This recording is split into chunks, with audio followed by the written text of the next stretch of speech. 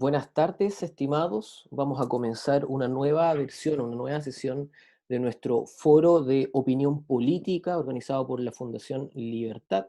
Mi nombre es Javier Labrín, soy el director ejecutivo de nuestra institución.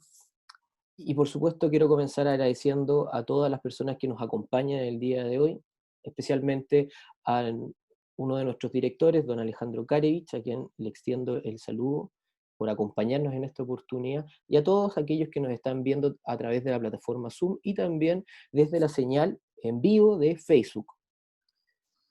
En ese contexto, me gustaría partir, por supuesto, este evento, este 21 de mayo, haciendo un especial reconocimiento a aquellos 141 chilenos que dieron su vida por nuestro país, el 21 de mayo de 1879, en el cual de ellos, 22 de sus restos descansan en Valparaíso, y me gustaría inspirar o que tomemos esa inspiración para que sea ejemplo de nuestros días, porque lo que hicieron ellos es precisamente poner por sobre sus intereses, por sobre su propia vida, el bien superior de Chile. Y en momentos que nosotros tenemos una crisis sanitaria, una crisis social, una crisis política y eventualmente una crisis también económica, creo que toda nuestra generación y la próxima generación también esperemos que tengan ese valor de poner a Chile primero.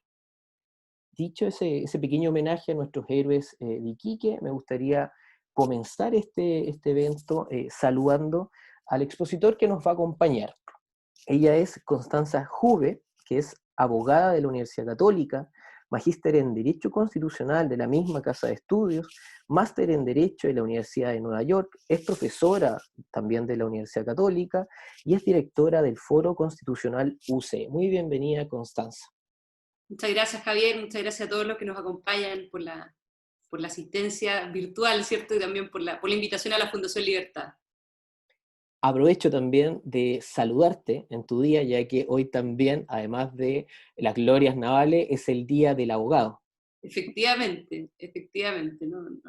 Normalmente no sé si somos los más queridos, digamos, los abogados, pero tenemos un día, así que te lo agradezco. Nos hemos ido felicitando también entre otros abogados, entre nosotros nomás, porque en general nadie nos felicita nunca. Eh, no somos tan populares en el fondo como otras profesiones, digamos, pero muchas gracias. Exactamente.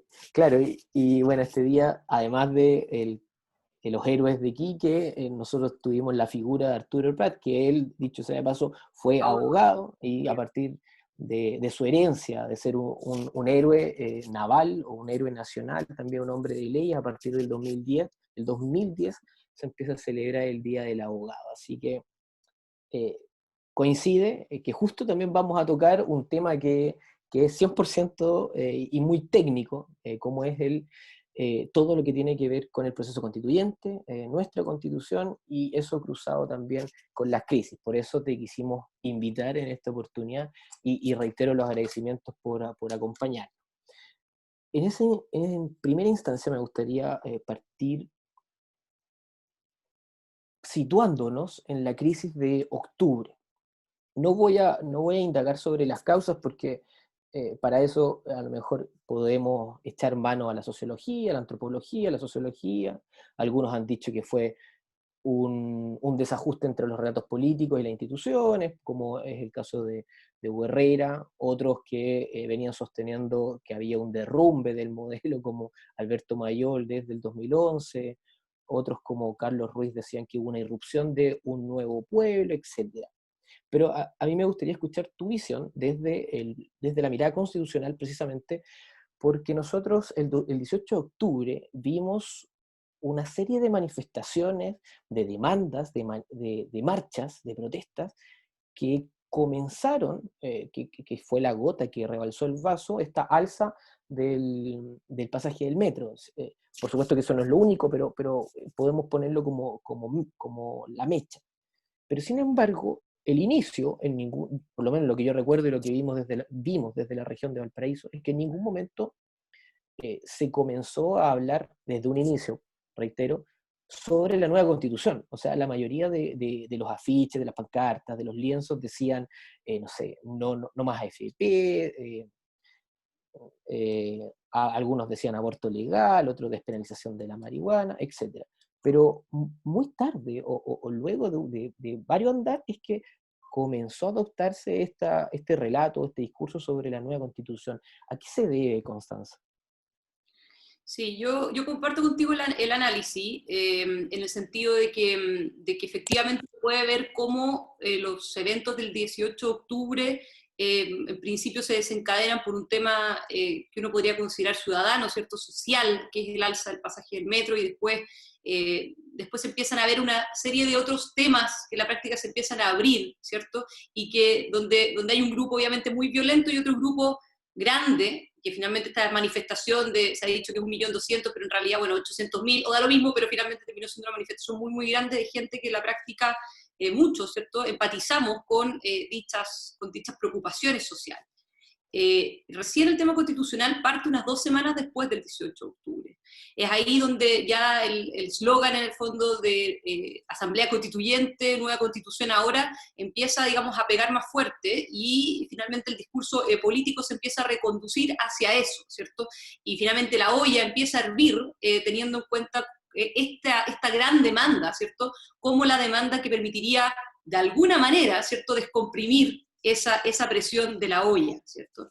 Eso obviamente que tiene que ver con el hecho de que no era nuevo la discusión respecto de una nueva constitución y una asamblea constituyente, sino que era un tema que ya se venía hablando hace unos 7 años atrás, diría yo, más o menos, que fue cuando se empezó a discutir el programa de gobierno de Michelle Bachelet, y ahí por ahí había un miembro, ¿cierto?, de la comisión que estaba formando parte de ese programa de gobierno, que decía de que acá se tenía que instalar una nueva constitución por las buenas o por las malas, ¿cierto? Entonces desde ahí ya venía, ¿cierto?, esta idea de una asamblea constituyente, de romper, de hacerlo ya sea por las buenas, ¿cierto?, a través de eventualmente una reforma constitucional para habilitar una asamblea constituyente, o derechamente, ¿cierto?, por las malas, como ya vendría siendo un decreto, hacerlo vía decreto, o bien otro mecanismo con el objetivo final, ¿cierto?, de lograr una asamblea constituyente, que a partir de la asamblea constituyente hay una nueva constitución. Entonces, entre medio ahí, obviamente, Camilo Escalona decía que acá estaban fumando opio, quienes estaban diciendo esto, pero finalmente esto ha tenido varios momentos. Lo que pasa es que finalmente el momento político, social, ¿cierto?, se vuelve crítico ya después de las 2 primeras semanas después del 18 de octubre, y permite, ¿cierto?, que este tema político que había estado presente años atrás, ¿cierto?, pudiera resaltar como una manera, ¿cierto?, de poder graficar todos los problemas que eventualmente podrían tener, ¿cierto?, sociales, problemas respecto del modelo, y finalmente meter de alguna manera, ¿cierto?, este tema como el tema central, ¿cierto?, para poder cambiar completamente la situación, la Porque situación del nosotros, país, ¿cierto? dentro, Es una discusión súper política, pero finalmente se aprovechó, ¿cierto?, este momento como para poder hacer ese impulso político, pero no era una cuestión nueva, ¿cierto?, sino que era una por- cuestión que ya venía hace tiempo, solamente que el clímax político, o mejor dicho, clímax político-social, ¿cierto?, no se había dado para permitir que se generara, ¿cierto?, lo que finalmente se terminó generando. porque de las voces quizás más públicas que podemos encontrar, podemos situarla alrededor del 2011, 2012, de nuevo Alberto Mayor con el derrumbe del modelo, Fernando Atria con el otro modelo, o algunos papers también de Pedro Well para el PNUD, etcétera, que trataban de instalar esta suerte de incertidumbre respecto al modelo, y que encontraba como antecedente primario el cambio de la Constitución. ¿Y cuáles eran las principales razones que aducían este grupo muy académico, muy de elite, que impulsaba este debate? A ver, yo te diría de que hay lamentablemente un poco argumento, o sea, hay mucho argumento, pero un argumento más político, quizás el argumento más técnico, si tú lo quisieras llamar así, siempre se ha traducido en relación con el pecado original que tiene la Constitución.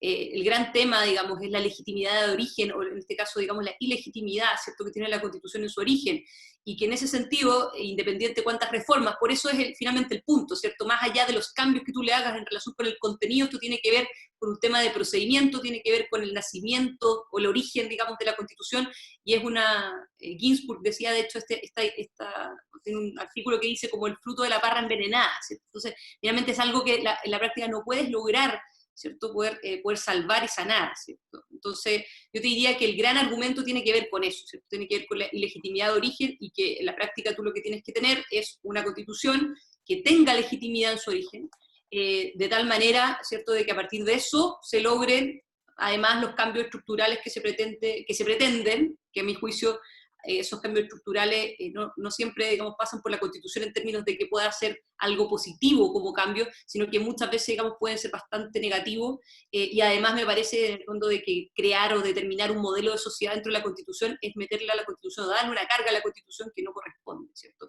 Yo diría que el principal tema, y de hecho la gran discusión que se daba en ese momento, cuando Fernando Atria saca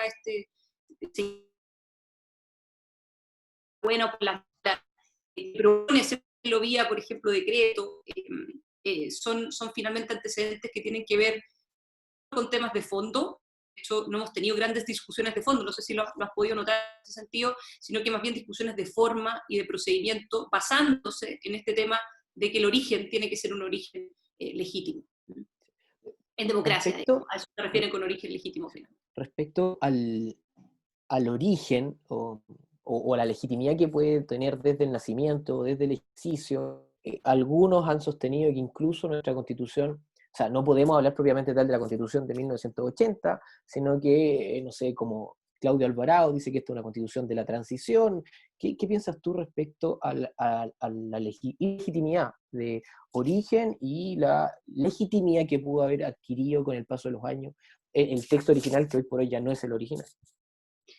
Nosotros tenemos una historia constitucional que en general nos muestra de que las constituciones o sea, no han sido, digamos, legítimas, si lo quieres llamar, en el origen. La Constitución de 1925, y que se proponía también por parte de algunos sectores como base, ¿cierto?, para tener un texto sobre el cual trabajar, fue una Constitución que se legitimó finalmente en ejercicio, y hay una historiadora, Sofía Correa, que es bien interesante, que analiza esto, ¿cierto? Dice, aunque la Constitución de 1925 haya tenido un origen que es ilegítimo, finalmente se ha legitimado, o se terminó legitimando por los distintos sectores políticos, y eso tuvo que ver básicamente con la señal de unidad que se dio.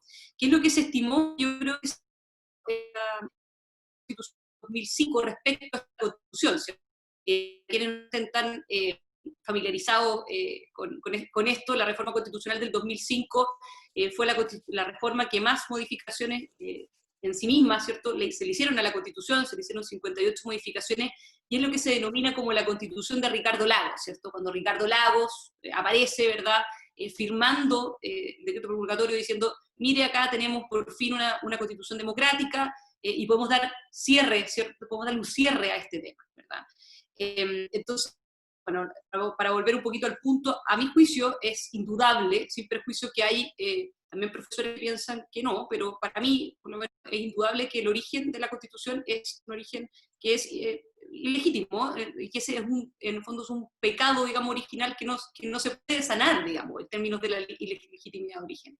Pero sí creo que esta es una Constitución, primero, muy distinta a la Constitución original, ¿cierto?, a la Constitución de 1980 original, y es una Constitución que se ha ido legitimando su ejercicio, y es un resultado, en el fondo, de las reformas incrementales que se han hecho durante estos 40 años. ¿Ah? Y ahí, en ese sentido, yo creo que las dos grandes reformas, pero no solamente esas, sino que las otras 41 reformas, además de estas dos, que se han realizado, han permitido, digamos, legitimarla. Las dos grandes reformas que han implicado esta legitimidad, o que le han dado más fuerza a esta legitimidad, es la reforma del 89, que es una reforma que permitió, ¿cierto?, hacer 54 modificaciones a la Constitución. Fue una reforma que fue plebiscitada y fue aprobada esa reforma por amplia mayoría, por un 85,5%, 85,7% de los ciudadanos, y la reforma constitucional del 2005, que implicó, como dije antes, 58 modificaciones, y que además fue fruto, ¿cierto?, de un acuerdo que se logró en el Congreso, ¿eh?, a partir de proyectos presentados tanto por la Alianza como por la concertación en ese momento, y se llegó finalmente a este gran acuerdo que implicó estas modificaciones a la Constitución y que terminó con los llamados enclaves autoritarios, ¿cierto?, que era básicamente parte de los elementos que hacían que esta Constitución no se considerara como una Constitución democrática. Entonces, desde mi perspectiva al menos, creo que esta Constitución es un producto, en el fondo, la Constitución que tenemos hoy día, y el sí o el no, el apruebo o el rechazo que se va a hacer en el plebiscito, ya sea en octubre o ya sea que por motivos sanitarios sea en otro momento, es un apruebo o un rechazo no a la Constitución del 80, sino que a la Constitución finalmente que tenemos hoy día, la Constitución del 2020. De Ricardo Lagos, o con la firma de Ricardo Lagos, más Lagos. todas las reformas que se hicieron posteriormente, Claro. pero claro, es la Constitución que tenemos hoy. Claro, que Ricardo Lagos cuando nos dice, hoy por fin tenemos una constitución democrática, hoy despunta la primavera, con un discurso grandilocuente como solamente él nos podía haber entregado. Y bueno, con todo lo que ha sucedido en los últimos meses en nuestro país, ya estamos en un debate constitucional, no sé si en un proceso, en un momento constituyente, pero sí en un debate constitucional, y comenzamos este camino con más dudas que certeza, y la principal y la más básica es que, ¿qué entendemos los chilenos como constitución? Al inicio de este debate ya nos dimos cuenta de que muchos ni siquiera se han leído el texto completo, no sabían cuál es el alcance, las limitaciones, en términos muy simples para todos los que nos están viendo, qué vendría siendo el texto o sobre la base de qué estamos debatiendo y cuáles serían los alcances y sus limitaciones, por supuesto, porque nosotros hemos escuchado que con el cambio de la Constitución, por un lado, o podemos ser Venezuela, o por otro lado, se van a solucionar todos nuestros problemas. Entonces, ¿de, de qué estamos hablando en simple? Bueno, aquí me va a salir quizás lo abogadística, o quizás ya me salió, pero de repente uno no se da cuenta, ¿no? Pero al final, bueno, el concepto de constitución el más clásico, si uno lo quisiera llamar así, es una norma de rango superior, ¿cierto? Por eso se dice que la constitución es como la ley fundamental. Yo en general a los cabildos a los que estaba yendo, o a las charlas que estaba haciendo antes de que pasara todo esto, ¿cierto? Les preguntaba a la gente, que no necesariamente eran abogados, eran juntas de vecinos, ¿qué es la Constitución o qué les suena que es la Constitución? Y todos me decían, bueno, pareciera que es algo como grande, ¿cierto? Como algo que pareciera que está como arriba, ¿cierto? Y eso tiene que ver con el hecho de que es una norma de rango superior, es una ley fundamental respecto a la cual las demás normas, ¿cierto? Las demás leyes se tienen que ajustar a estas reglas o principios básicos.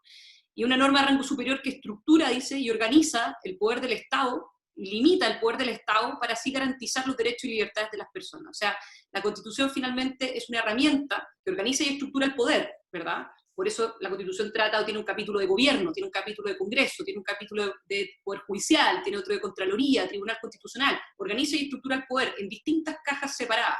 ¿Para qué? Para que ese poder esté limitado, ¿cierto? Y a partir de la limitación de ese poder y evitar la concentración del poder en uno solo, como podría ser, ¿cierto?, las dictaduras o finalmente los regímenes totalitarios, ¿verdad?, que concentran el poder en uno solo, se limita el poder, se separa, para así resguardar los derechos y libertades de las personas.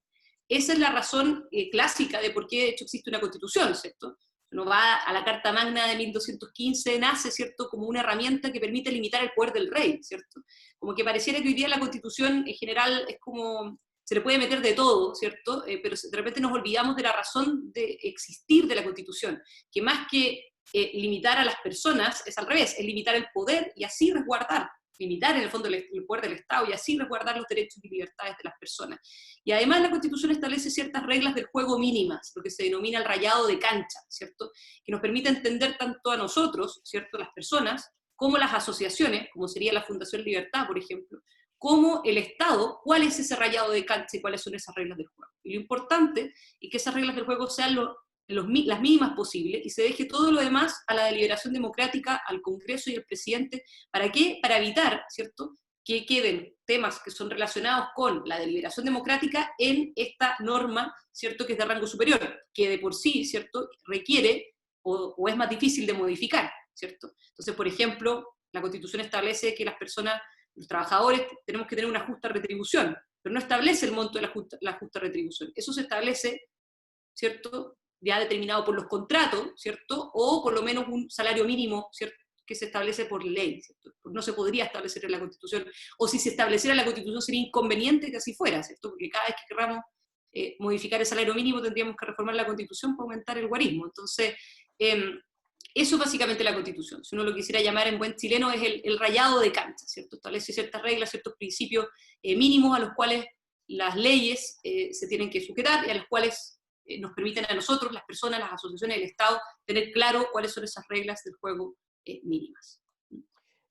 Y con este proceso en curso, luego de las grandes manifestaciones y también una violencia exagerada en las calles, ¿no?, la clase política se tuvo que poner de acuerdo en la madrugada, antes que cantara el gallo, y nos dio fruto de un texto, el cual se denominó Acuerdo por la Paz y la Nueva Constitución, que esto terminó siendo una modificación a un capítulo de nuestra actual Constitución, precisamente para abrir este cambio o este camino hacia una nueva Constitución.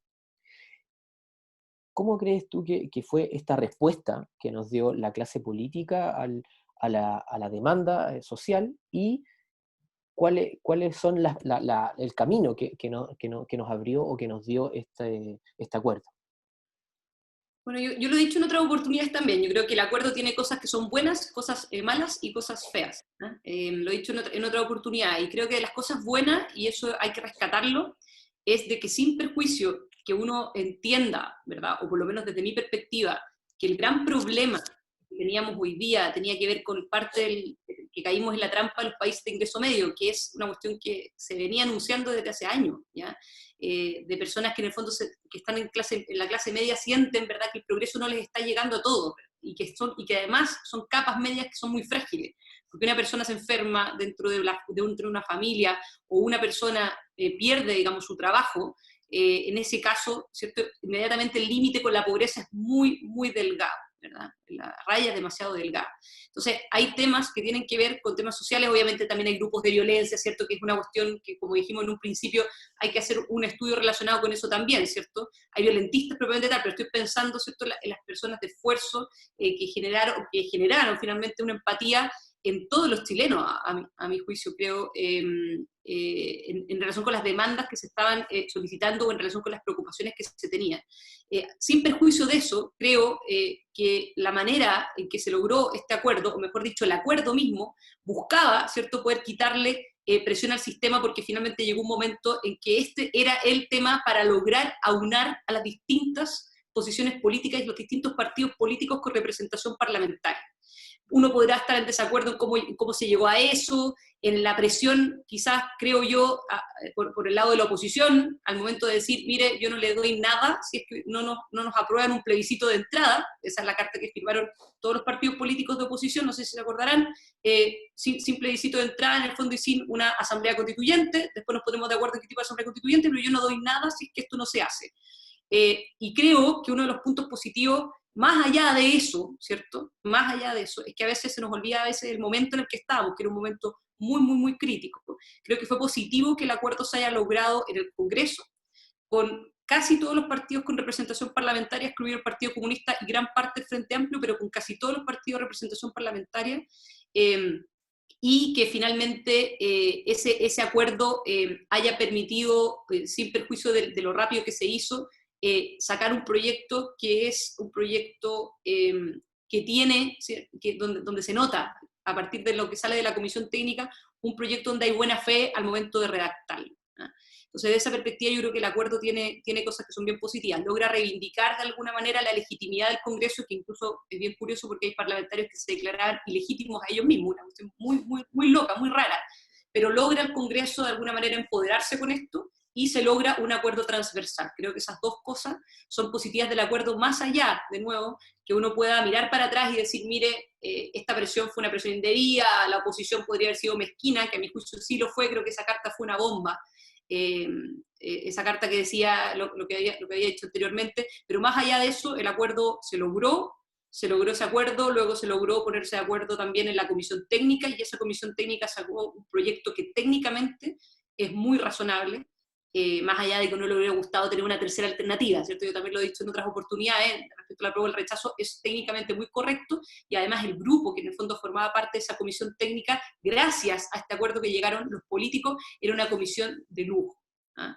Y creo que sacaron un proyecto donde lo que primaba era la buena fe, y eso es lo que uno esperaría también para el futuro. O sea, si llega a ganar el apruebo, si llega a hacer el plebiscito en octubre, y llega a ganar el apruebo, me parece que esa es la aproximación que uno tiene que tener para la Convención Constitucional o la Convención Mixta Constitucional, que haya buena fe. Pero que ese es el gran tema de discusión para estos efectos, ¿verdad? Para efectos del tema constitucional. La buena fe que tiene que haber entre medio, ¿cierto? Por eso es riesgoso declaraciones como, por ejemplo, las de Luis Mesina en su momento, diciendo que no importaba, digamos, que cuando se llegara a la convención iban a cerrar el Congreso, por ejemplo. Son cosas que, esas son las típicas cosas de donde hay mala fe entre medio, que hacen, ¿cierto?, que los procesos se terminen enturbiando de alguna manera. Ya que tú mencionaste o nos situaste en principio donde eventualmente gana el apruebo, me gustaría que nos comentes un poco de tu mirada, de la fortaleza y los riesgos que pueden tener cada una de las opciones, ya sea la Asamblea Constituyente propiamente tal o la convención mixta, considerando que ya han habido algunas voces que toman partido por una o por otra, y personalmente he visto algunos reparos que por lo menos me hacen algo de sentido para la convención mixta, en el sentido siguiente de que los parlamentarios que continúan en el ejercicio y que pueden integrar esta convención tendrían un estatus diferente con los convencionales propiamente tal, en cuanto quizás a su equipo técnico, incluso cosas tan simples como las remuneraciones o la asignación, y también se ha empezado a especular una eventual o un eventual choque de intereses o un posible conflicto de intereses en la tramitación paralela que puede haber, porque por un momento va a estar legislando el Congreso y por otro lado va a estar decidiendo quizás sobre esa misma institución en la convención. Entonces ahí puede haber una suerte de conflicto de interés, ¿no? No sé, ¿qué opinión te despiertan ambas opciones? Yo estoy de acuerdo contigo de que cada una tiene ventajas y desventajas, por eso yo no tengo una posición tan clara respecto a cuál es mejor. Pero sí, a ver, ¿cuáles son las ventajas de la convención constitucional primero? Yo creo que la gran ventaja es de que es un poco lo que decías tú, que tienes una convención completamente electa, especialmente para el efecto, donde no se distraen las distintas pegas, ¿cierto? Sino que se convocan especialmente para la redacción de ese texto todos los 155 miembros que están ahí, en ese sentido, ese yo diría que es como la gran ventaja, ¿cierto? Por un tema práctico y quizás también por un tema de evitar tener como la cabeza dividida en dos, por así decirlo. Ahora, la ventaja creo que tiene la convención mixta es de que, por una parte, tú reivindicas de nuevo la función del Congreso, ¿cierto? El Congreso como parte de la discusión, parlamentarios que fueron elegidos, también en parte para hacer cambios, ¿cierto?, constitucionales, o sea, también es parte, ¿cierto?, de sus funciones, y también parlamentarios que eventualmente tienen experiencia y que permitirían poder generar ciertos puentes de acuerdo y permiten también esa debilidad que tú le ves y que yo creo que es bien razonable en términos de decir, mira, en parte van a estar legislando y en parte van a estar dedicados, ¿verdad? La Constitución permite generar un puente para que no haya ese aislamiento, ¿cierto?, de la Convención sin tener algo de presencia en el Congreso. O sea, creo que esa debilidad también a su vez es una fortaleza. Ahora, yo por lo menos, estos fueron cambios que se hicieron de manera expresa, los parlamentarios van a tener un permiso para poder dedicarse exclusivamente y está la inhabilidad, por lo tanto no hay ningún incentivo posterior. Eso estaba pensado también cuando se hiciera el plebiscito en abril y se eligieran los convencionales en octubre, ¿cierto? El tema de la inhabilidad para que después no pudieran ser electos la próxima. Ahora ya no calza tanto eso, pero en principio está la inhabilidad que también genera ciertos desincentivos para que aquellos parlamentarios que quieran ganarlas todas, no puedan hacerlo, porque finalmente el periodo respecto al cual se va a dedicar la convención mixta constitucional o la convención constitucional va a ser un periodo muy cortito de tiempo. Entonces yo creo que esa desventaja o ese riesgo, ¿cierto?, se reduce un poco. ¿Ah? Yo creo que ambas instituciones, o mejor dicho, ambos órganos, está como temblando fuerte. No sé si allá. No, acá en la región ¿No? no. Ah, ya, no, acá supongo que un poco fuerte, pero no pasa nada. No le tengo miedo en todo caso, pero me pongo muy violento. No, lo que estaba diciendo, yo creo que la convención, a ver, tiene ventajas y desventajas, pero a mí la convención mixta me gusta o tiende a gustarme más en el sentido de que creo que es tener esta presencia por parte de parlamentarios que van a estar casi dedicados exclusivamente a la convención constitucional finalmente, permite dotar de cierto grado de experiencia, permite también integrar de alguna manera a ciertos parlamentarios legítimamente electos hace un tiempo atrás con un grupo importante y no desmerecido de nuevos convencionales.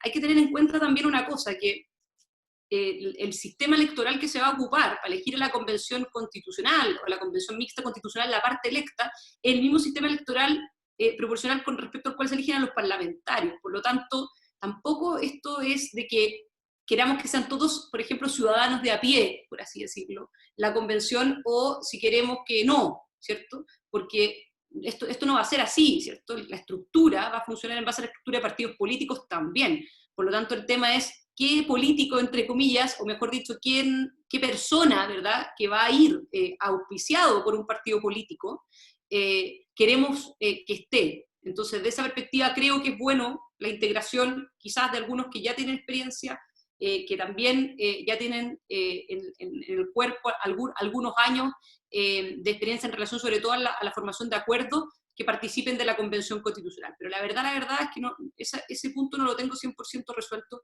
pero lo que se ve como una debilidad creo que también a su vez es una fortaleza.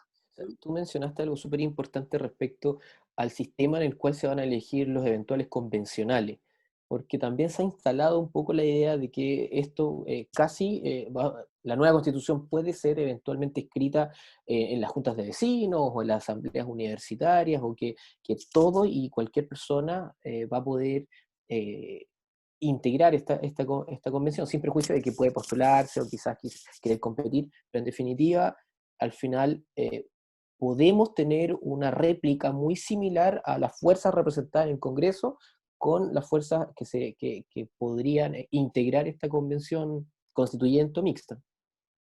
Sí, bueno, eso es lo que a mí más me preocupa respecto a las expectativas que se han generado en relación con el proceso.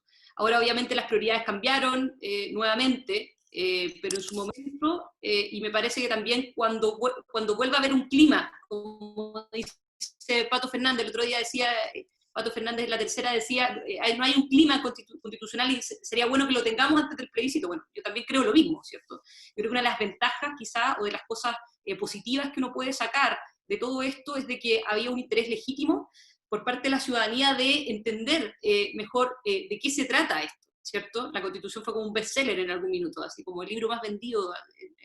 Sí. Y eso, más allá de las distintas interpretaciones que uno le pueda dar, que no necesariamente por leer la Constitución uno logra entender bien de repente las instituciones, sí hay un interés legítimo de querer saber, ¿cierto? De entender bien por qué la Constitución es tan importante. Yo creo que el proceso ayuda también para eso, y creo que es un regalo el hecho de poder, para nosotros, para mí, por lo menos como profesora de Derecho Constitucional, poder tener acceso a hacer eso, ¿cierto? A poder ir a una junta de vecinos, a poder ir a un cabildo, a poder dar una charla relacionada con eso, y de poder transmitir esos conocimientos mismos. Sin embargo, ¿cierto? Más allá de eso, creo que hay una expectativa muy grande que se la ha puesto o se tiene respecto de una nueva Constitución, una expectativa en relación con el contenido, una expectativa en relación con los plazos y una expectativa en relación con quiénes van a poder participar de la Asamblea, o en este caso de la Convención Constitucional y de la Convención Mixta Constitucional. Respecto al contenido, me parece que es lo más cruel de todo, porque en el fondo no hay nada más cruel, en el fondo, que transmitirle a una persona que porque cambie la nueva Constitución le va a mejorar su vida o su calidad de vida, porque eso no es cierto. Eso no es cierto, y eso me parece que es algo que es una expectativa que hay que ajustar, y somos varios, creo yo, que no solamente estamos por el rechazo, sino que por el apruebo, que han estado en esa línea también, de ajustar expectativas, porque si no, la frustración que se va a generar una vez que esa expectativa no se cumpla, va a ser muy, muy grande. Una expectativa respecto a los plazos, porque habían estudios de opinión, ¿cierto?, que se hicieron en diciembre del año pasado, que planteaban y le preguntaban a la gente qué temas quería que se resolviera el 2020. Y el 60% decía que quería que se resolviera el tema constitucional. Y el punto es que eso no es así. Y ahora aún más se corrió todo, porque si es que gana el apruebo, este tema no va a quedar resuelto el 2020, o sea, no va a quedar resuelto en 2022, como se pensaba, sino que además ahora va a quedar pasadito el 2022, ¿cierto? Que la única manera de que esto se resolviera finalmente si ganara el rechazo es que el 2020 quedara resuelto. Por lo tanto, creo que hay un tema también de comunicación respecto a los tiempos, que es muy importante. Y una expectativa, que era lo que decías tú, Javier, hace un rato, ¿cierto? Una expectativa respecto de quiénes pueden estar. Entonces aquí también se genera eso, de sentir, de que llevándolo como el ejemplo pedestre, ¿cierto?, de Francisco Vidal, si uno lo llama así, el de la señora Juanita va a poder estar ahí, claro, su partido político la lleva, y la lleva probablemente con alguien, porque esto tiene que, seamos prácticos, ¿cierto?, si la lleva con alguien que la pueda arrastrar, ¿verdad? En un sistema de listas por parte de las coaliciones y por parte de los partidos. Ahora, con la paridad, la única diferencia entre la Convención Constitucional, esto para quienes no lo sepan, pero la Convención Constitucional del 100% electo, con 155 miembros, y la Cámara de Diputados hoy día, la única gran diferencia que va a haber es que en el caso de la Convención Constitucional está la paridad, que puede generar una distorsión respecto a los resultados, pero todo lo demás es exactamente igual. Se elige el mismo número, ¿cierto? Se elige a través del mismo sistema electoral, se van a elegir con las mismas reglas de campaña, por lo tanto, desde esa perspectiva no cambia nada, y por lo tanto, me parece que generar la expectativa de que el ciudadano común y corriente, en el fondo, va a estar representado ahí, eso también es una expectativa que es importante ajustar.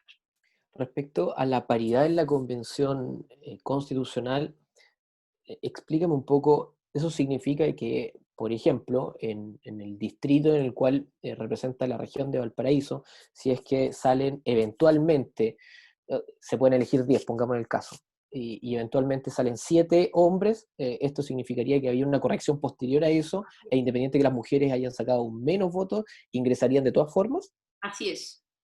En un distrito donde se eligen en pares, ¿cierto? Por ejemplo, distritos que se eligen 6, es 3 y 3.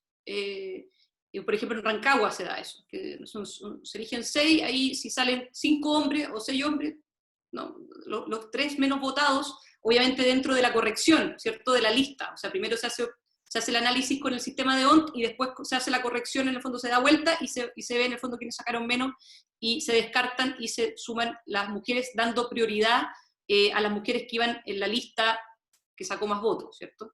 Y en el caso de los impares no pueden sacar más de más 1. Entonces si son 5, no pueden haber más de 3, y después pueden ser 3 y 2, si son 7, son 4 y 3, claro. ¿Eso en alguna medida puede afectar la igualdad del valor de tu voto? Así es, afecta el valor del voto, es la razón por la cual yo no estaba de acuerdo con la paridad de resultados.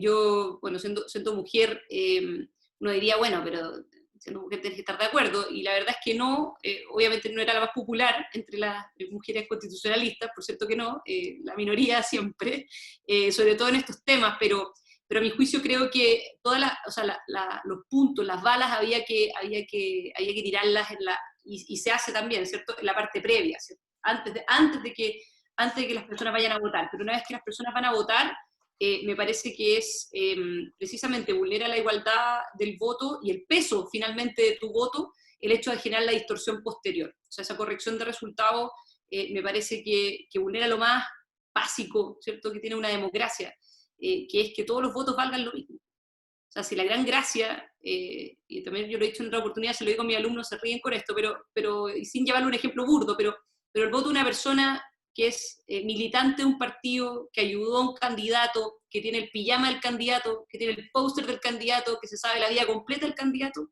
vale exactamente lo mismo que la persona que estaba comprando y que no le daban ganas de ir a votar con voto voluntario, pero lo convencieron para ir a votar y se puso en la fila y votó por la persona que le dijeron que votara. ¿Ah? Vale exactamente lo mismo ese voto, y eso es parte de las reglas de la democracia, y en ese contexto me parece que una corrección de resultado como esta, por supuesto que afecta ese peso y afecta esa igualdad del voto. Esa es la gran gracia de la democracia. Por más que de repente uno diga, oye, pero puede ser un poquito injusto, pero ¿cómo? Si es que en el fondo yo sé más, este sabe menos. Bueno, pero ese es el tema, ¿cierto? Somos todos iguales, ¿verdad? Al momento del voto somos todos iguales y nuestros votos pesan lo mismo, valen lo mismo, y por eso esas correcciones de resultados, a mi juicio, me parece que son dañinas. Pero es parte de las reglas que ya están, y en ese sentido, digamos, nos tenemos que mover con esa regla. Ahora va a ser complejo para los partidos políticos armar las listas. Ahí ese va a ser un desafío para los partidos políticos, armar las listas, ver cómo lo hacen, ¿cierto? Porque incluso hay algunas mujeres que pueden ser, por ejemplo, los caballitos de batalla y que eventualmente pueden quedar fuera porque finalmente, en un momento en que, por ejemplo, tienes, no sé, pues tienes a uno que tú sabes que te va a sumar muchos votos, esto va a depender mucho de la lista del al lado. ¿Cómo lo hacen la lista del de al lado? Para que finalmente tus mujeres, que por ejemplo podrían haber estado arrastradas por un candidato que le va bien, o al revés, ¿cierto? Una mujer muy potente que logra arrastrar a ciertos hombres, no importa mucho cómo armes tu lista, sino que importa también cómo armen la lista de los del lado y los del frente. Entonces ahí va a ser todo un desafío armar esas listas para que las mujeres que finalmente quieras potenciar, en general los candidatos que quieras potenciar, sean candidatos que finalmente terminen saliendo, ¿cierto? Constanza, siguiendo un poco en los límites de la cancha que nos da este acuerdo, también se ha hablado sobre la hoja en blanco, o se introdujo este concepto o esta idea posterior. Los términos generales del acuerdo y también después de lo que nos pudo aportar la comisión técnica es que nos da algunas condiciones mínimas, como la condición de república, la separación de los poderes, el respeto por los tratados internacionales, etcétera, pero aún así hay algunas voces que insisten en esta hoja en blanco, o incluso que de esta, como tú mencionaste a Luis Mesina, de autodeclararse soberanos. ¿Cuál sería el fondo y la realidad de este concepto? Bueno, a mí me lo he preguntado en otra oportunidad el tema de si creo que puede haber una hoja en blanco, y yo creo que no. No solamente por estos límites de fondo, sino que porque nosotros tenemos instituciones que han trascendido en la historia y que me parecería muy contraintuitivo que esas instituciones no permanezcan, ¿cierto? Por lo tanto, este también nuevamente es un ejemplo que uno de repente lo lleva al absurdo, pero ¿qué pasa si no nos...? Porque la gran tesis que se decía al inicio es, bueno, si no llegamos a acuerdo, ¿cierto? Inmediatamente ahí la mala fea, en ese sentido. Ese yo creo que es el gran problema. Bueno, pues si no llegamos a acuerdo en una determinada institución, no metemos la institución dentro de la Constitución. Bueno, entonces, si no llegamos a acuerdo respecto al Congreso, no va a haber Congreso. No, pero obviamente, pero es que como tan... No, pero es que, no sé, no es así, pues, no es tan así, ¿cierto? La hoja en blanco, ¿qué implica? Y que yo encuentro que esa, ¿te acordás que te había dicho en un principio, encontré que hay cosas buenas del acuerdo, cosas malas y cosas feas? Bueno, estas son las cosas malas, ¿cierto? Yo creo, este tema de la hoja en blanco, porque finalmente el punto no es la hoja en blanco. Yo, repito, yo creo que sin perjuicio de que la hoja en blanco existe, desde la perspectiva de que no vas a partir de un texto como base, el gran punto creo tiene que ver con la combinación con los dos tercios. Los dos tercios por sí solos me parecen razonables. El hecho, digamos, de la combinación de los dos tercios con la hoja en blanco, eso es algo que puede ser muy complejo si quienes están discutiendo en la Convención Constitucional no están de buena fe. ¿Por qué? Porque, por lo mismo que yo decía anteriormente, porque si es que llegamos a la lógica del chantaje, ¿cierto? Como yo no te... O sea, podemos llegar a una lógica del chantaje, ¿cierto? Yo no te doy, por decirte una cosa, autonomía al Banco Central. Ah, ya, bueno, entonces yo no te doy derechos sociales. Podemos terminar con una constitución que no dice nada y que no garantiza nada, o bien al revés, te doy autonomía al Banco Central, pero tú me das derecho social a la vivienda, derecho a la educación, derecho con recurso de protección, por darte un ejemplo. Entonces vamos a terminar con una constitución que dice mucho, pero que finalmente va a terminar garantizando poco. Entonces, ese es el gran punto, creo yo. Ese es el gran riesgo, si me preguntas a mí. Yo creo que ese riesgo no existiría si es que todos estuvieran de buena fe negociando, ¿cierto? Pero si no tenemos, en el fondo, buenos convencionales constituyentes, ya sea en la convención mixta, ya sea en la convención constitucional, creo que ese es el riesgo que se puede dar. Ojalá no se dé, pero es un riesgo que está presente. Ahora, si existe la hoja en blanco, el gran punto es si partimos de un texto como base o no. No partimos con un texto como base, y ese es el tema de la hoja en blanco. Pero yo creo que la hoja en blanco es irreal. Me parece que también ha habido campañas del terror para uno y para otro lado. Yo no considero que en el fondo esa hoja en blanco sea realista, por los límites de fondo que decías tú, el tema de respetar las sentencias de los tribunales, tratados internacionales, el carácter de república democrática, pero también porque hay instituciones que sin duda van a tener que estar presentes ahí. El tema es cómo tú armas esas instituciones. Ese es el gran debate, ¿cierto? ¿Va a haber resguardo del derecho de propiedad? Bueno, el derecho de propiedad está resguardado por tratados internacionales también, y probablemente va a estar en la Constitución. El punto es cómo lo resguardas. Vas a tener el estatuto expropiatorio que te dice que si te expropian tu bien, te van a indemnizar en dinero en efectivo y al contado, y antes de tomar posesión material del bien te van a indemnizar. Eso va a estar en la Constitución. Probablemente va a ser bastante discutido. ¿Mm? Se puede dar entonces esta suerte de paradoja que por algunos sectores de buena fe, sectores más liberales, impulsan esta constitución liberal y mínima, que en la práctica, si nosotros tenemos una composición con una oposición mezquina que quiere quitar el sal y el agua, al final muchos de las instituciones más importantes terminan siendo discutidas con materia de ley simplemente.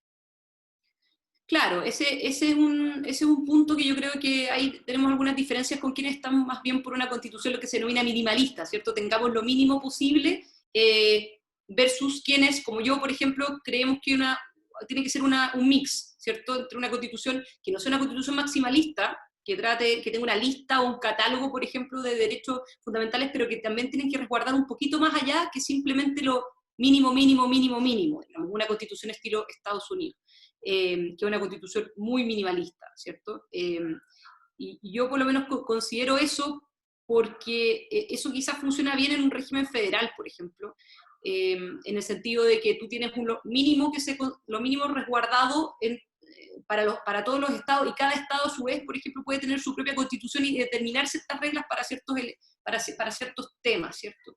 Pero en países como el nuestro, que requieren a veces mayores certezas jurídicas, ¿cierto? Creo que también es importante resguardar, siendo mínimos y dando libertad y dejando la deliberación democrática, gran parte de esos elementos, sí hay ciertas reglas mínimas que es importante resguardarlo a nivel constitucional. Por ejemplo, lo que decía anteriormente en relación con el derecho de propiedad, pero por ejemplo también resguardar la libertad de enseñanza. Hay ciertos elementos y ciertos derechos sociales que están resguardados en la Constitución, permitiendo, ¿cierto?, que puedan existir tanto privados, ¿cierto?, como instituciones públicas que puedan participar de aquello. Un ejemplo de eso es el tema previsional, ¿cierto? El tema previsional, ¿qué es lo que te dice la Constitución? La Constitución te dice de que las prestaciones se otorgan por instituciones públicas o instituciones privadas. Entonces, deja la deliberación democrática, la determinación de un sistema privado 100% o un sistema mixto, que es básicamente un poco lo que tenemos hoy día, donde el pilar solidario se puede instalar sin ningún problema con esta Constitución, ¿cierto? Entonces creo que pero esos mínimos que creo que tienen que estar en la Constitución me parece que son algunos razonables de mantener, otros creo que hay que hacer cambios y otras cosas que yo eliminaría, y hay otras cosas que yo cambiaría, pero sí creo que es importante tener ciertos elementos mínimos. El principio de servicialidad del Estado, el hecho que el Estado está al servicio de la persona y no al revés, el hecho que la persona esté en el centro de la sociedad, que las personas nacen libres e iguales en dignidad y derechos, que eso sea lo primerísimo que dice la Constitución, que el Estado reconoce y ampara los cuerpos intermedios, que no son solamente las grandes empresas, sino que son fundaciones como la tuya, por ejemplo, o que son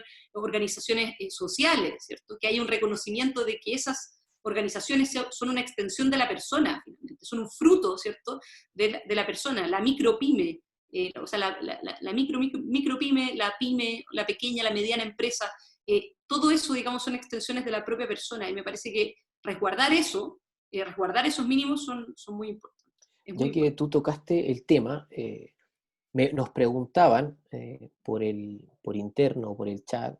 Además, menciono de que por favor pueden hacernos llegar todas sus preguntas, tanto en Facebook como en la plataforma Zoom, en la medida que todas sean redactadas con cordialidad y respeto, vamos a poder efectuarlas. Ojalá no haber dicho nada que pueda haber faltado el respeto a alguien, o que pueda haber alterado a No, alguien.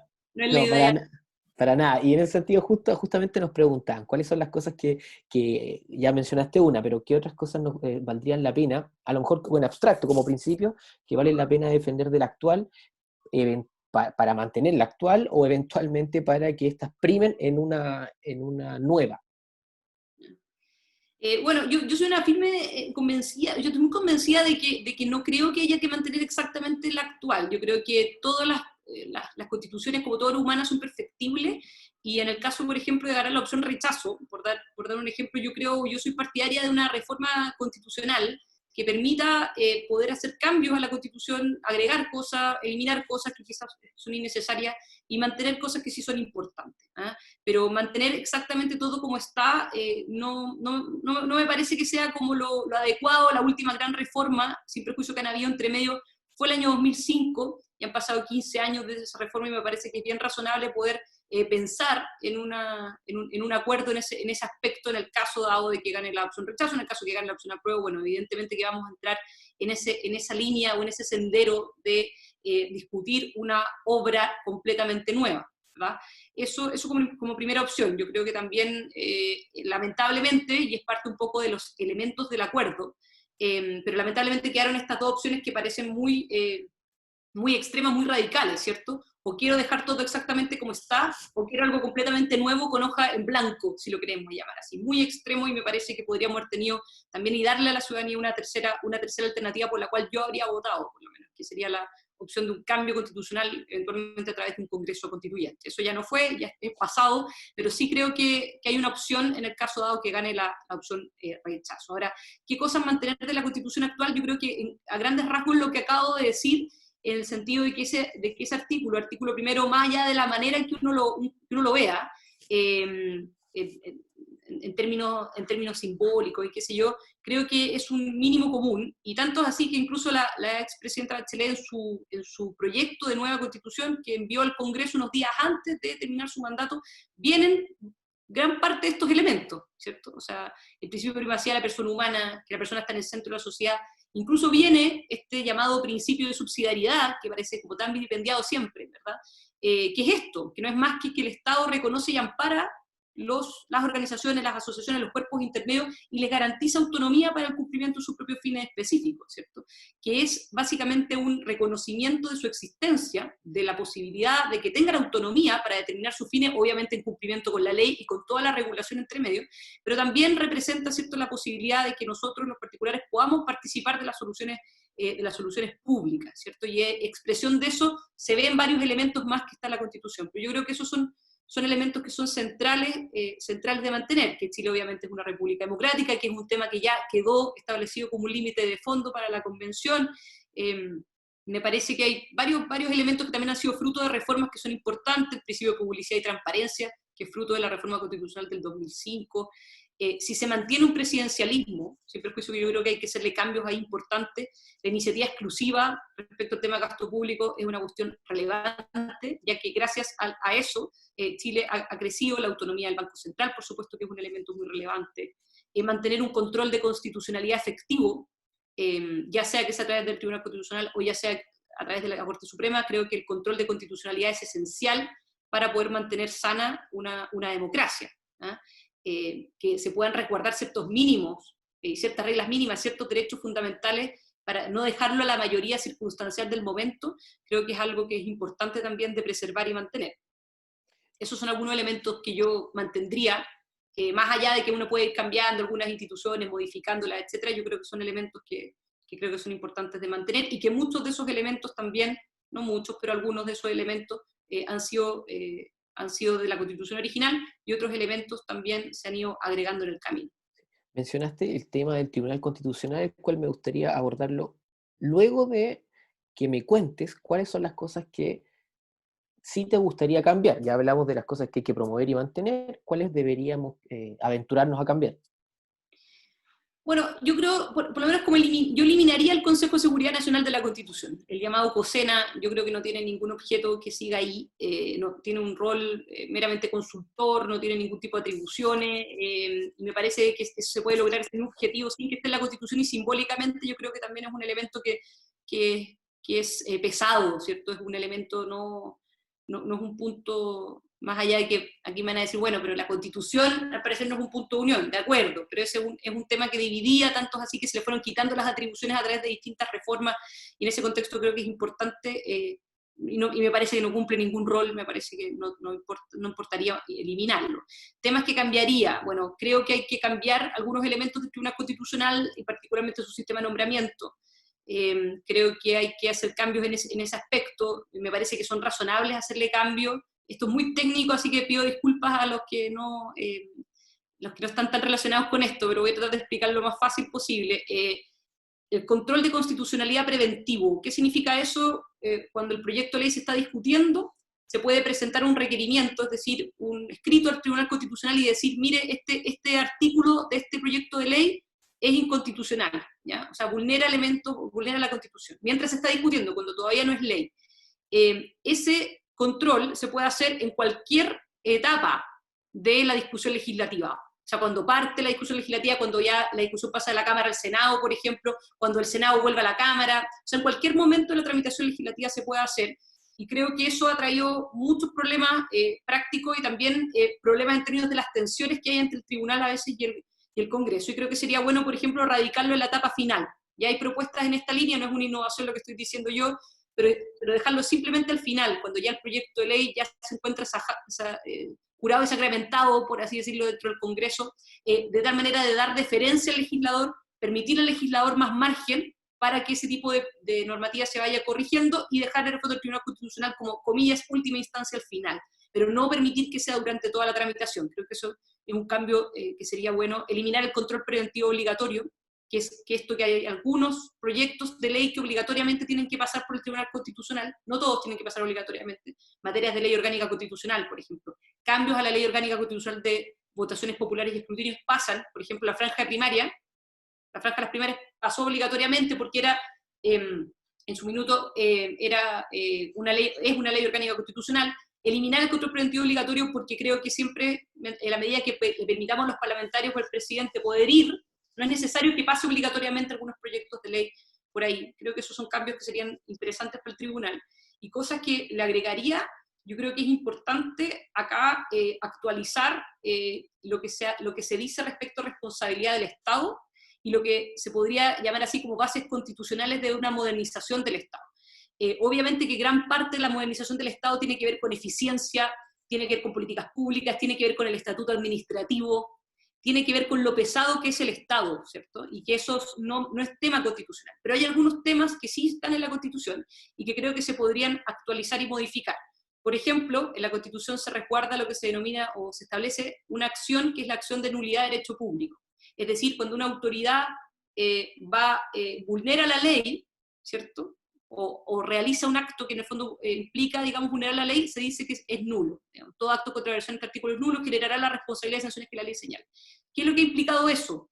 Ha implicado que como no había un desglose de qué es lo que significa la nulidad de derecho público, sino que simplemente está en la Constitución, se le aplican las normas regulares de las acciones ordinarias. Y eso en términos simples y en buen chileno es que se presenta esa acción ante el Tribunal de Primera Instancia, pasa después por la Corte de Apelaciones, después por la Corte Suprema, cuento corto, finalmente la única vía que yo tengo para reclamar es esa, que puedo estar 8 años en un juicio, ¿cierto? O, por ejemplo, una persona se cae en un hoyo en un hoyo que está en la calle y demanda a la municipalidad, ¿ya? Y por indemnización de perjuicios después posteriores. Son demandas que en el fondo pueden durar 8 años.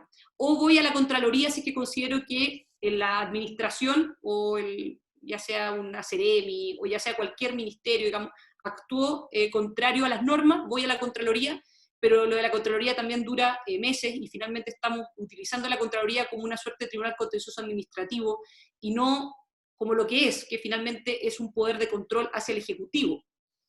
Pero finalmente no hay un procedimiento que esté bien reglado para hacer eso, uno simplemente va y recurre a la Contraloría tiene que investigar, pero no hay un procedimiento que esté establecido y reglado en relación con eso. Yo creo que al ciudadano tiene pocas herramientas para poder reclamar contra el Estado que sean efectivas y que sean eficientes, y creo que es bueno ver bien qué instituciones tiene la Constitución hoy día y qué es necesario actualizar para que el ciudadano tenga herramientas, ya sean acciones administrativas y acciones judiciales contra el Estado, que le permitan poder reclamar en caso que el Estado no sea efectivo, en caso que el Estado también haya vulnerado, en el fondo, disposiciones normativas.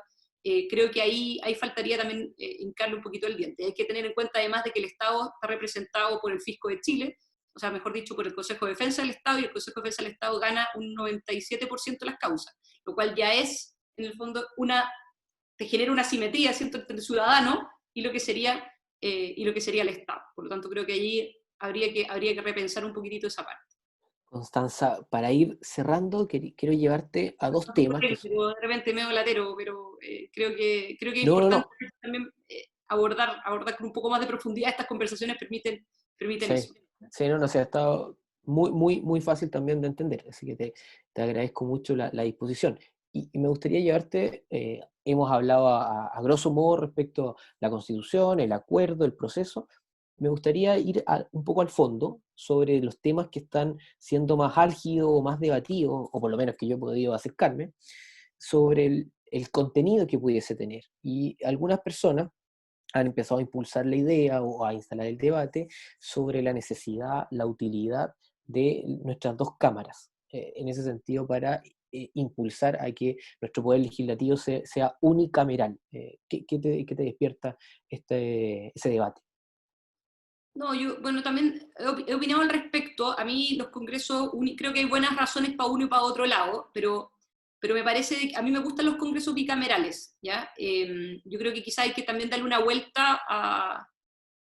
Bueno, voy a contestar esto y después hay algo que te quería decir antes que yo creo que es interesante para esta discusión y que tiene que ver con otros cambios que uno podría hacer, pero los congresos unicamerales no me gustan, me parece que el argumento de que puede ser más eficiente, me parece que es un mal argumento, cuando el Congreso ha querido sacar leyes, lo ha hecho en 24 horas o en 48 horas, y no me parece que eso sea un buen argumento como para sostener el Congreso unicameral.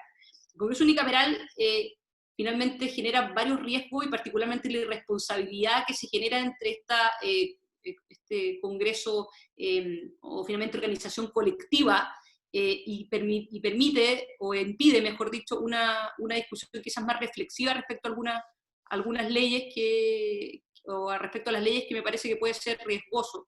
Creo que el Congreso bicameral tiene varias ventajas, entre ellas una doble revisión, entre ellas también, y teniendo en cuenta el sistema que tenemos hoy día, que es un sistema presidencial, le permite un mayor poder de negociador al presidente, porque si no, la lógica, digamos, del choque entre el presidente y el Congreso, sobre todo no teniendo mayoría, puede ser muy grande y puede terminar en un juego suma cero. Todavía con el sistema bicameral te permite poder jugar un poco con las cámaras, tratar de llegar a ciertos acuerdos, por ejemplo, en la otra, si no te resultó con una.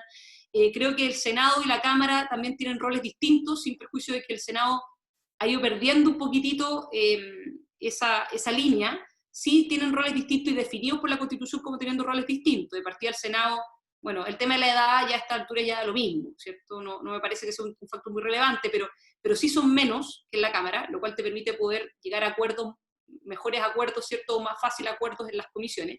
Y el Senado, los senadores duran más tiempo que los diputados, lo cual te permite tener una mirada de más largo plazo y no depender del incentivo que tienen en el caso de los diputados, que siempre pensando o permanentemente pensando en la campaña siguiente, en la reelección, ¿cierto? Y además, en el caso del Senado, tiene facultades distintas que tiene la Cámara. Por ejemplo, en la acusación constitucional, la Cámara es la que acusa, pero el Senado resuelve como jurado, ¿cierto? El Senado, por ejemplo, es el que ratifica algunos nombramientos, pensando en el rol quizás más de largo plazo que tiene y más reflexivo que tiene el Senado. El Senado, por ejemplo, no fiscaliza, lo fiscaliza la Cámara Política, ¿cierto?, que es la Cámara de Diputados. Y originalmente, y esto se ha desvirtuado un poco con el sistema proporcional, la gracia que tenía el Senado era que representaba a las regiones, y tenía, ¿cierto?, un criterio más bien territorial y geográfico, y la Cámara, entre comillas, digamos, representa, los diputados representan población, por lo tanto era la Cámara quizás más política y el Senado quizás una Cámara un poco menos política, una representación más bien territorial. Entonces creo que quizás independiente de que en los hechos las personas que han pasado por estas instituciones han terminado desvirtuando un poquitito, a veces el Senado se mete en cosas que son más bien de la Cámara, creo que desde un punto de vista institucional, al momento de representar cosas distintas, ambas cámaras, pero sobre todo las ventajas que tiene el bicameralismo y particularmente el hecho de que las dos cámaras puedan revisar un determinado proyecto de ley, te permite finalmente poder sacar un proyecto con una mayor reflexión y que eventualmente pueda ser con mejores resultados que lo que sería en el caso de un Congreso unicameral. Pero sobre todo desde un punto de vista institucional me parece riesgoso esto de dejar a la mayoría circunstancial del momento de un Congreso, o sea, de una sola Cámara, las decisiones respecto a las leyes. ¿Por qué te decía el input? Y quiero volver solamente un minuto atrás de cosas que creo que hay que cambiar. Me parece que tenemos un problema importante y parte de ese problema generó la crisis política que quizás hemos tenido, parte de eso, no todo, es el hecho de que tenemos un presidencialismo donde el presidente tiene mucho poder, pero, y se hizo la reforma en el año 2005, se le acortó el periodo de 4 años, ¿verdad?, para que calzara con las elecciones parlamentarias, ¿ya? ¿Y eso por qué se hizo? Se hizo pensando en que el presidente tenía que tener mayoría, iba a tener probablemente mayoría para poder sacar a su agenda adelante. Y ese sistema estaba bien pensado en el 2005 con un sistema electoral binominal, pero con un sistema electoral proporcional, donde es muy probable que finalmente el presidente no tenga la mayoría por lo fragmentado que está el Congreso, ¿cierto?, por el multipartidismo, por la dificultad que finalmente incluso tiene con armar su propia coalición, ¿cierto?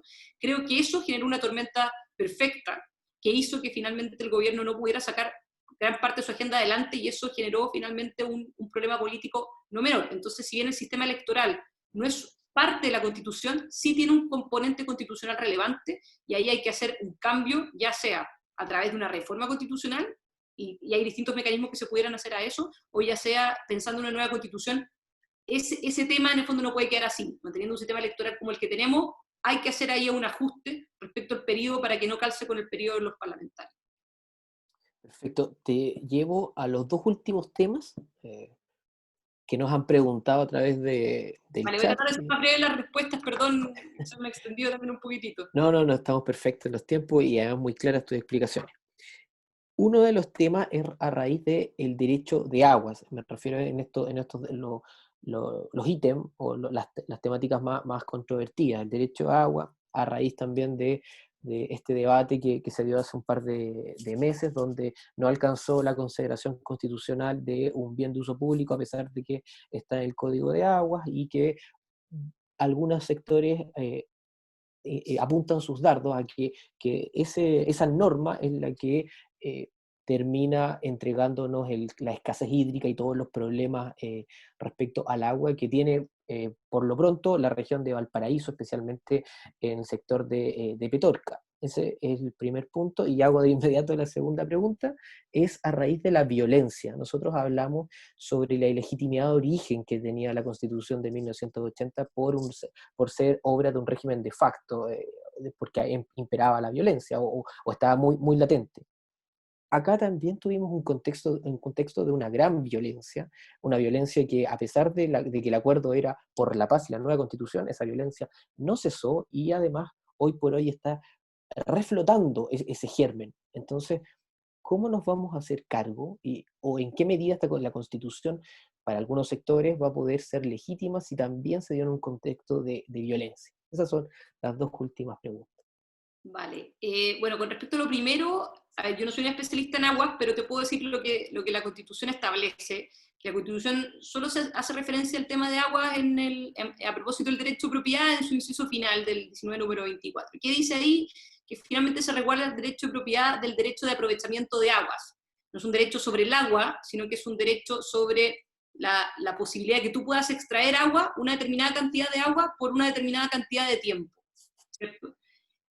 Todo lo demás, ¿cierto?, está establecido y eso te permite, en el fondo, tener una protección de eso, protege, por ejemplo, mucho a los agricultores, ¿cierto? El hecho de que tú tengas la posibilidad de poder sacar una determinada cantidad de metros cúbicos de agua, una determinada cantidad de tiempo, te permite poder sostener, ¿cierto?, un mínimo para tú poder regar finalmente tus campos y poder tener esa seguridad, ¿ya? Ahora, todo lo demás está en el Código de Agua, y el Código de Aguas te dice que es un bien nacional de uso público. Tú podrías haber dejado eso en la Constitución, es el punto acá, porque al final del día el Código de Aguas reconoce exactamente lo mismo. El tema acá, en el fondo, es primero evitar el abuso, ¿cierto?, de personas que sacan más agua de la que debieran sacar en base a su derecho de aprovechamiento de agua, porque no es un derecho sobre el agua, de nuevo, sino que sobre los metros cúbicos que se sacan por determinada cantidad de tiempo, y ahí, en el fondo, está la Dirección General de Aguas, que es la que le corresponde fiscalizar eso. Y por otro lado, yo entiendo de que, de nuevo, no soy especialista en aguas, pero entiendo de que en caso de escasez hídrica, por ejemplo, siempre se tiene que privilegiar el consumo de agua para los domicilios, para los hogares, y hay una manera, en el fondo, que se tiene para poder priorizar, y en ese caso, digamos, se hacen regulaciones o limitaciones a ese derecho de propiedad, como la misma limitación que se puede hacer de otros bienes, como por ejemplo las casas. También existe una función social de la propiedad que te permite hacer limitaciones. Por dar un ejemplo puntual en relación con eso, lo que se denomina los accesos a los ríos y lagos, por ejemplo. No sé si ustedes lo han visto eso, de que en algunos lugares donde no hay acceso, como las playas son públicas, ¿cierto? Hay lugares, como por ejemplo Futrono, ya por dar un ejemplo, Futrono, donde no es fácil el acceso al lago, ¿ya? Entonces, el intendente tiene la posibilidad de poder generar una especie como de paño que permita ese acceso al lago, y muchas veces tienen que pasar por terrenos privados, y ahí se tienen que hacer alteraciones finalmente al derecho de propiedad de esas personas. Y se puede hacer, sí, y sin indemnización, porque no es expropiación, sino que se considera como una limitación a la propiedad. Lo mismo se aplica respecto a los derechos de aprovechamiento de agua, entendiendo, ¿verdad?, que hay limitaciones a la propiedad de esos derechos de aprovechamiento, porque hay ciertas prioridades que tienen que ver con la salubridad pública, que tienen que ver finalmente con la vida de las personas, que te permite poder hacer eso, ¿ya? Si es más o menos, o debiera regularse mejor, o debiera fiscalizarse mejor, yo creo que ya es un tema más bien para un especialista de agua, pero al menos yo entiendo que esa es la manera, o la institucionalidad como funciona en términos generales. Ya me pongo el parche ante la herida diciendo que no soy especialista en ese punto. Respecto a lo segundo, yo creo que ahí esa es una discusión que ya pasó, Javier, respecto a lo que ya ocurrió, o sea, pero sí creo que es una discusión muy relevante para lo que viene. ¿Cuál es la preocupación que tiene uno? Y que no es una preocupación jurídica, yo lo he conversado también con otros constitucionalistas que están por el apruebo, que es, ok, vamos a tener, si gana la prueba vamos a tener una convención. ¿Cómo va a funcionar esa convención? En términos de la parte más bien práctica. ¿Cómo lo vamos a hacer con las funas? ¿Cómo lo vamos a hacer cuando se esté discutiendo, por ejemplo, las concesiones mineras y estén amenazando de muerte, en el fondo, a esos convencionales constituyentes? Yo creo que ese es un tema que, en el fondo, nosotros no podemos rendir frente a eso. ¿Ah? Esa es mi posición, por lo menos. O sea, si gana la apruebo en el plebiscito de octubre, si finalmente se termina haciendo, y me parece que la única razón por la cual no se podría hacer tendría que ser razones sanitarias, y es una norma que hay que cumplir. Creo que el gran desafío, en el fondo, es no claudicar frente a eso. ¿Ah? No podemos rendirnos frente a la violencia. Y no me parece que, en el fondo, me parecería que sería rendirnos frente a la violencia, evitar que se arme esa convención constitucional o convención mixta constitucional. Si gana el apruebo o gana el rechazo, al día siguiente, en el fondo, se tienen que respetar esos resultados, sea cual sea el resultado, y el desafío que tenemos, en el fondo, como sociedad, es ser valientes en enfrentarse a esa violencia y no permitirla. Y se tienen que dar las condiciones de seguridad necesarias para que los convencionales constituyentes puedan trabajar con tranquilidad, pero más especial que con tranquilidad, con libertad, para que puedan votar como quieran votar y no basado en presiones o en amenazas. No me parece que como sociedad nos podemos rendir frente a eso. Perfecto. Muchas gracias, Constanza, por tu disposición, por tus explicaciones que fueron muy claras, y esperemos que este material sirva para seguir analizando, generando este músculo constitucional a todos los jóvenes y a todas las personas que nos acompañaron a través de la plataforma Zoom y también a través de nuestra página de Facebook. Muchas gracias, Constanza. Muchas gracias a ustedes, espero haber contestado todas las preguntas, no alcancé a mirar ni siquiera el chat, estaba como muy concentrada, pero ojalá haber contestado lo máximo que se pudo. Se notaba mucho que te apasiona el tema, así que reitero los agradecimientos. Muchas gracias, que estén muy bien. Y los dejo a todos invitados para la siguiente actividad que vamos a tener en la Fundación Libertad. Se llama Creo en Chile. Es una actividad donde queremos acercar a un servidor público, a un político, precisamente a nuestro público. Para esta oportunidad vamos a tener al subsecretario de Seguridad Social, Pedro Pizarro, el próximo miércoles a las 18 horas por estos mismos canales. Así que muchas gracias por su compañía y nos estamos viendo en la próxima.